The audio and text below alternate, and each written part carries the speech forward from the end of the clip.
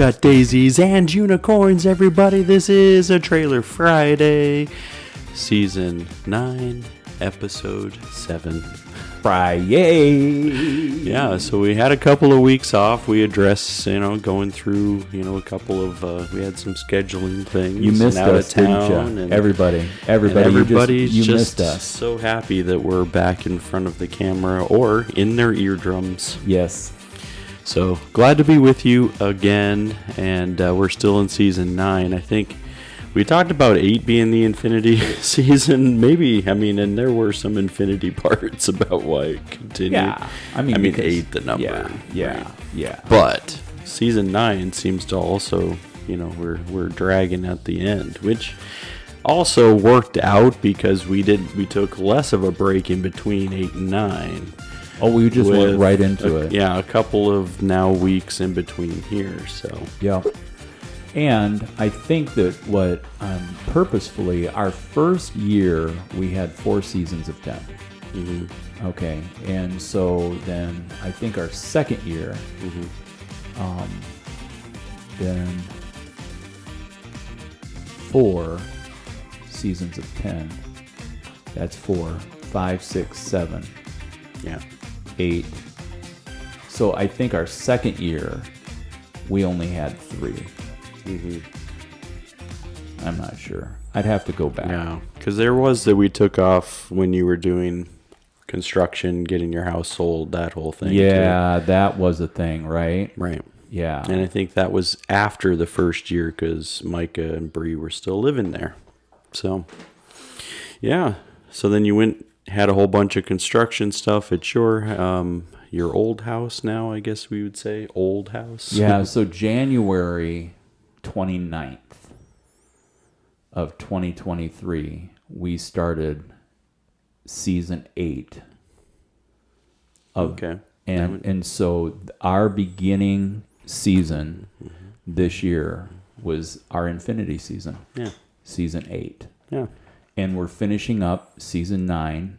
So we got 4 the first year, 3 the second year. That takes us to 7. Mm-hmm. Now we have 8 and 9 under our belts. Right. And we'll move into 10. Right. Yeah. So there we go. We've put it all together for you just in case you were inquiring.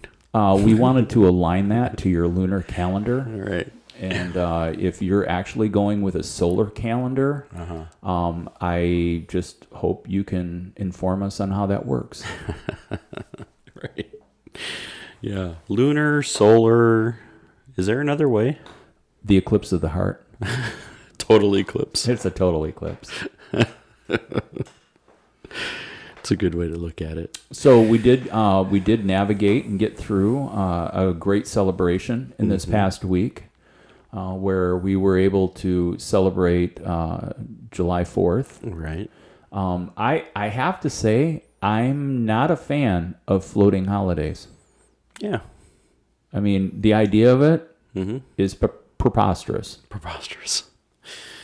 Like, how does Thanksgiving get planted at the third Thursday of every November? It doesn't matter what the date is. Right. But July 4th, because it's July 4th, Yeah. it can float across all of the days. Yeah. And then, especially if you get like the 4th being on a weekend, then it becomes like, oh, it's a whole weekend.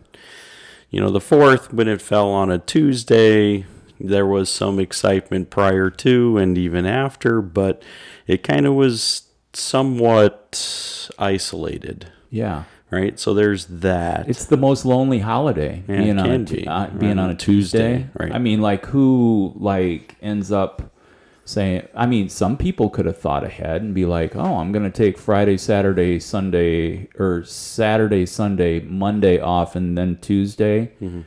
But, and then who likes a holiday ending in the next day's a work day? Right. Right? Yeah. Yeah. So, I think July 4th on a Friday is great. Mm-hmm.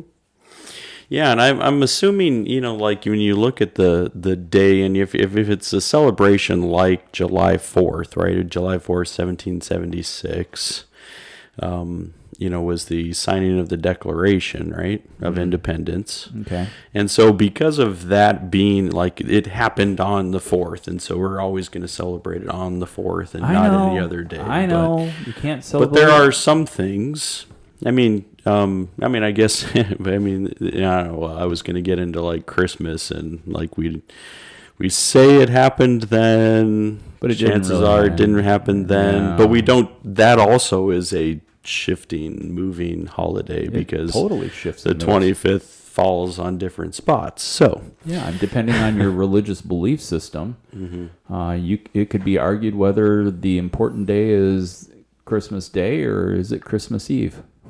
right, Poking the bear. It's true.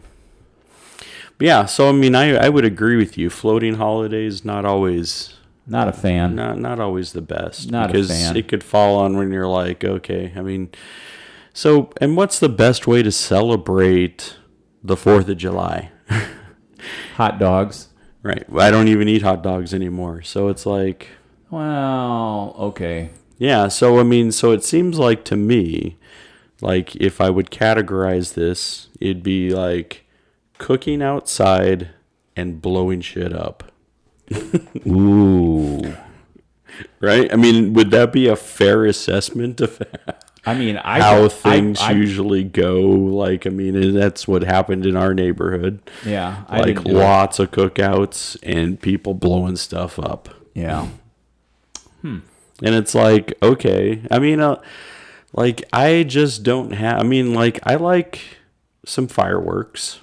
Okay. I don't always feel the need to, like, all right, I need to set something on fire and blow it up. Right. There's the difference.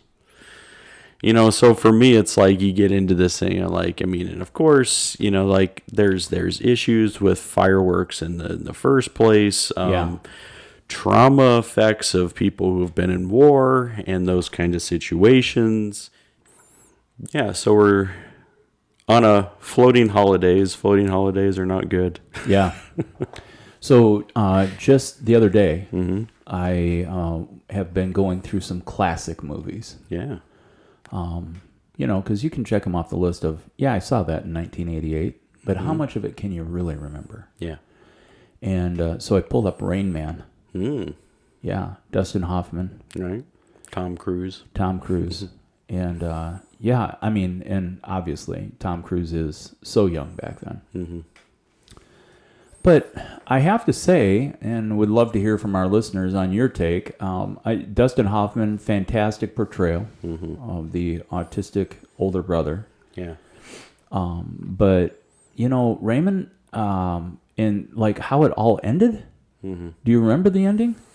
Yeah, didn't he have to bring him to a home or something, or yeah, so they had like residential they facility. Had this, psych evaluation with the doctor from the facility, and and they're at a train station and they say goodbye, and Rain Man gets on the train and sits next to the doctor with his Sony Watchman, and the train takes off, and it's the end. I'm like, it's like, wait, there's more. There's got to be more. I'm like, we don't even get to see him go back to the hospital and reconnect with his brother again, or man, talk about feeling unresolved. Right. Yeah, and there's definitely, so those floating holidays sometimes can feel unresolved. That's my point. My other point was Rain Man would be able to tell us what day of the week 1776 was, and that was the thing that tripped my trigger on that. Yeah. So coming up on Sunday.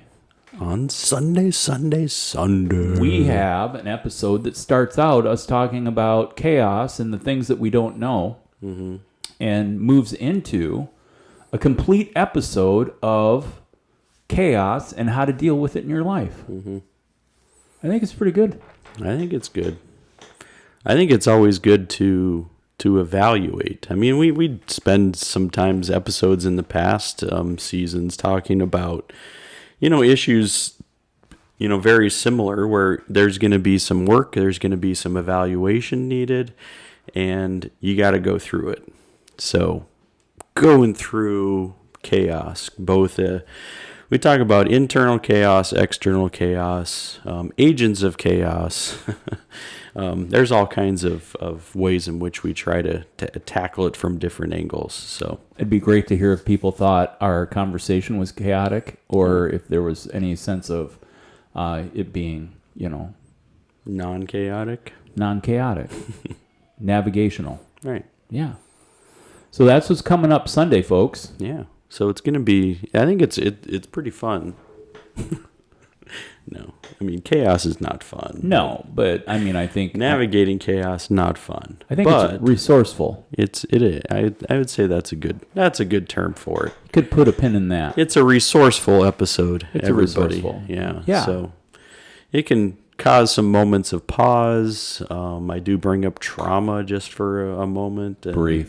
Just a brief moment, because I think that can be also sometimes our body reacting to past trauma that we don't even know has an effect on us. Yeah.